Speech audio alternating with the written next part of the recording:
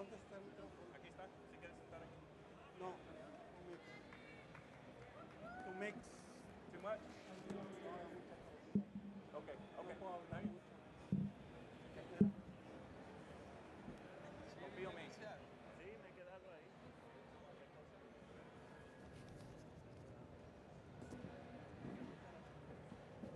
Hola, hola. Test, test. ¿Listos?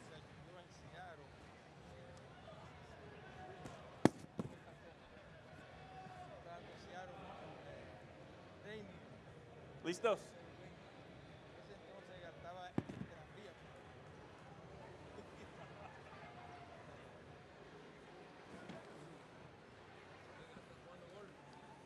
Welcome, everybody.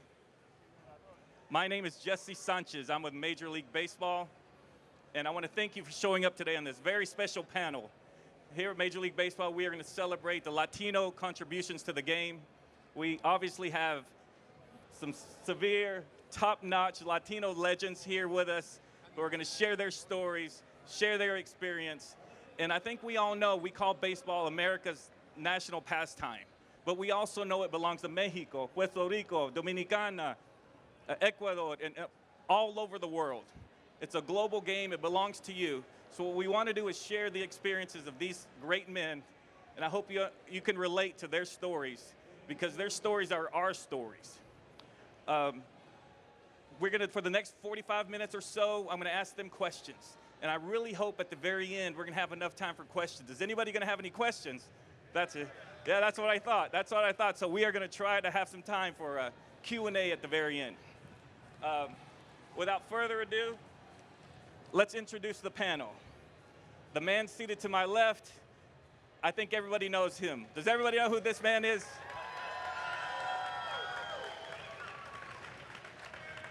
In 1981, this man changed the game. He won the Cy Young Rookie of the Year, helped his team win the World Series, and launched a phenomenon known as Fernando Mania that changed baseball, that brought us to the stadium, that made us all feel welcome at the ballpark. His name is Fernando Valenzuela. He's an all-star, Silver Slugger, Gold Glove winner. You name it, he's won it. Fernando, everybody.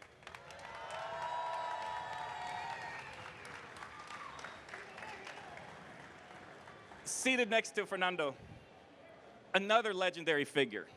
He's in his 64th season covering Dodgers in Spanish for Spanish radio. He's also a legend, a member of the Hall of Fame. He was inducted in 1998. His efforts have helped grow the game across Latin America and the United States.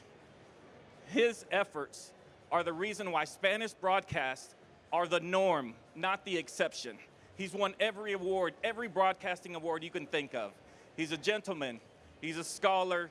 His community efforts are as great as his work in the booth. Jaime Jarrín.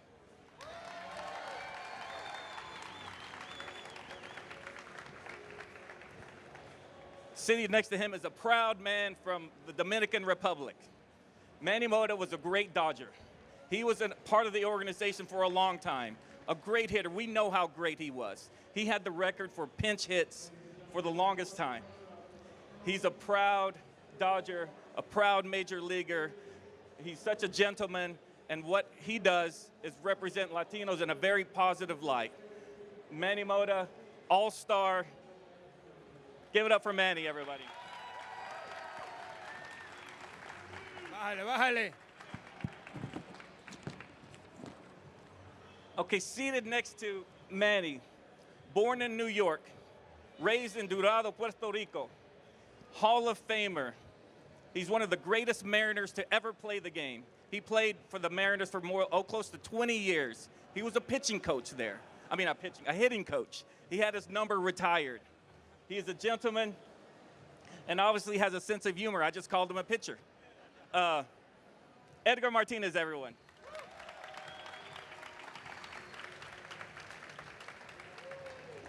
And last but not least, seated at the very end, born in Oaxaca, but a lot of people associate him with Hermosillo, Mexico. Played for the big leagues 16 years, the Rockies, the Braves, the Devil Rays, Padres, the Nationals, and the Astros. A three-time Silver Slugger, an all-star. He led the league in RBIs in 2004. His 320 home runs are the most home runs hit by a player born in Mexico. He is a legend in the United States. He's a legend in Mexico. Vinny Castilla.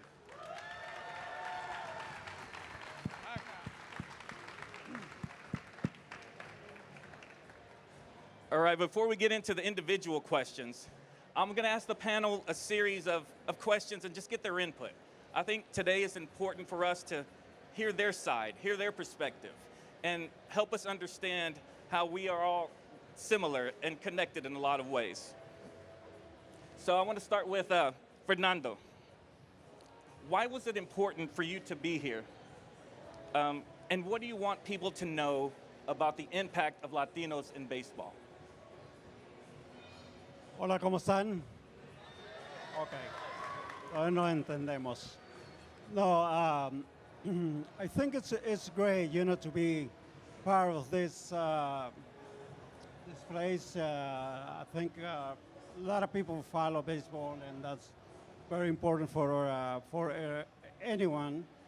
And so, for me, it's I don't do it too much this, but sometimes it's better because, it's good to do it because really we have in Los Angeles a lot of baseball fans, and I think that's great, to follow the team all the time. So it's one of the main reasons I'm here. Thank you, Fernando. Edgar, so why was it important for you to be here? And what do you want people to know about the Latino experience in baseball? Hello, everyone. Thank you for being here. I think I'm here because baseball and sport in general is so important for the youth. It's important for the cities, where it's every major league team. Not only, benefits for the kids, it's also economic benefit for the city where these games are played, which impact all of us. And my experience in baseball throughout the years, it's been amazing. Since I was a little kid, I wanted to play in Major League Baseball. I want to be a big league player.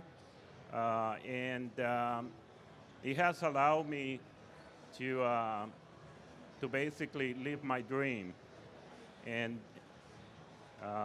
the experiences has been amazing.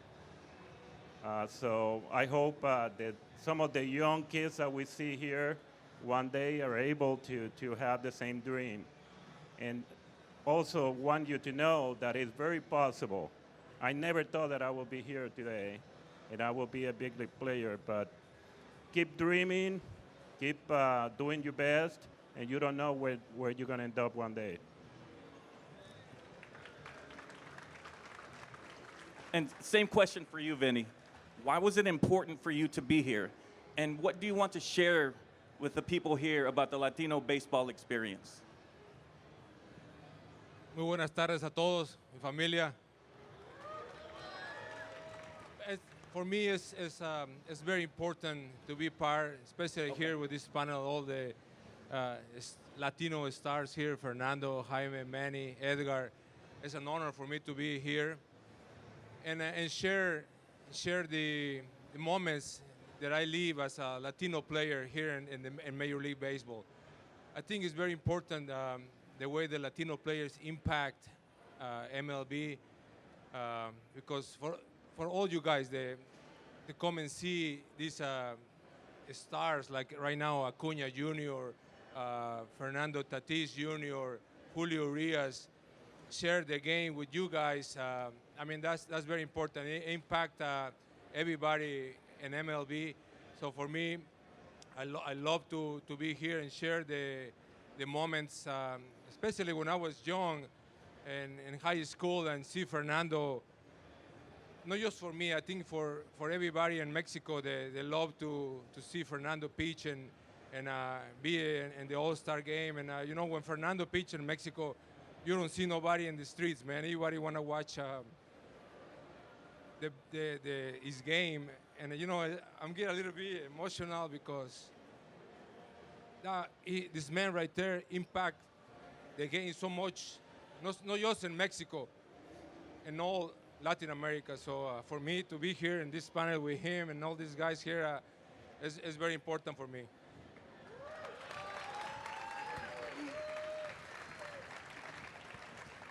Muchas gracias, Vinny. Mira, el mismo pregunta en español. ¿Por qué estás aquí y qué quieres compartir con la gente de la vida latina? Bueno, para mí es un honor, es un orgullo estar aquí en este panel compartiendo pues, los momentos que viví como pelotero de grandes ligas.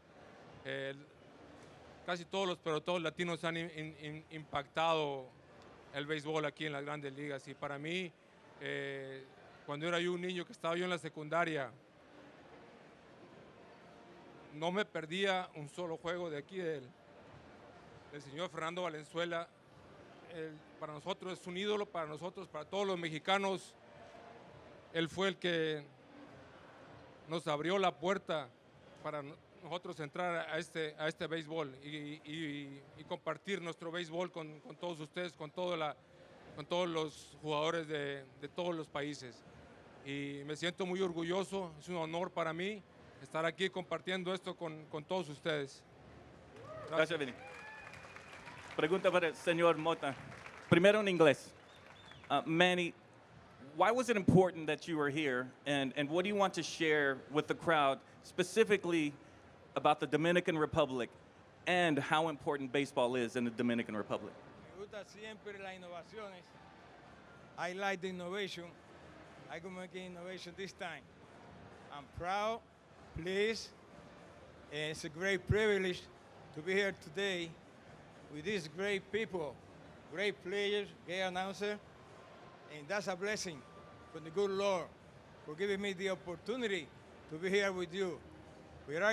Without your defense, we don't do anything. We'd like to congratulate you for supporting the Latin American players, especially supporting the Dodgers. Remember, Dodgers #1. Y ahora español, Manny. Misma pregunta en español. Bueno, me siento muy privilegiado, un honor inmenso de estar aquí con ustedes, agradeciéndoles su presencia y teniendo la oportunidad de compartir con estos grandes señores que han sido figuras relevantes en distintos deportes. Y para nosotros es un privilegio muy grande. Le damos gracias a Dios por brindarnos esta oportunidad de compartir con ustedes. Y recuerden que los peloteros de grandes ligas, especialmente de los Dodgers, sin el apoyo de ustedes, no son nada. Remember, without your support, the Dodgers are nothing. You are the number 10 player on the Dodger team. Thank you, and support the team. Gracias, Manny. So obviously we are conducting this panel in English, but for everyone here, it was their second language, English. First language is Spanish. So not only did they rise to the top of their profession in a very difficult job, Major League Baseball, they did it in another language. So my question is, what were some of the challenges, and I think we've all faced, with the language barrier? What were some of the challenges you faced with the language barrier in baseball, and how did you overcome them? So I'll start with Edgar. Yes, when I came to the big leagues, I mean to play in the United States, I didn't know any English at all. I mean, I could say mother, I could say father, and you know, sandwich and stuff like that. But it was challenging. It was very challenging, not only communicating with other players, coaches, but in the daily routines, like going to the restaurant or going. I mean, I remember going to Burger King and listening to what the person in front said, and I will say same thing. You know, it's. I remember another occasion.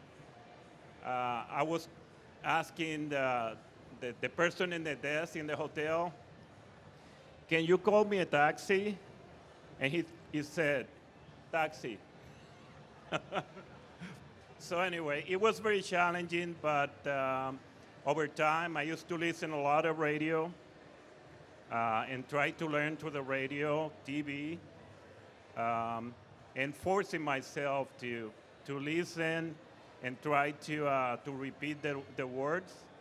And over time, it got easier and easier. But it was challenging for sure. So Jaime, in your illustrious Hall of Fame career, you've accomplished many things. We've talked about how you're in almost every broadcasting Hall of Fame and have received every award. But some people know you from the very beginning with Fernando Mania. You were his voice. But how did you, coming from Ecuador, come to the United States and deal with the language barrier?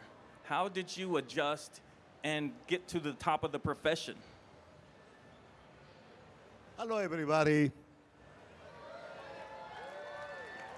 Qué gusto tan grande es para mí compartir estos micrófonos con estas grandes personalidades a quienes conozco muy de cerca, gracias a Dios.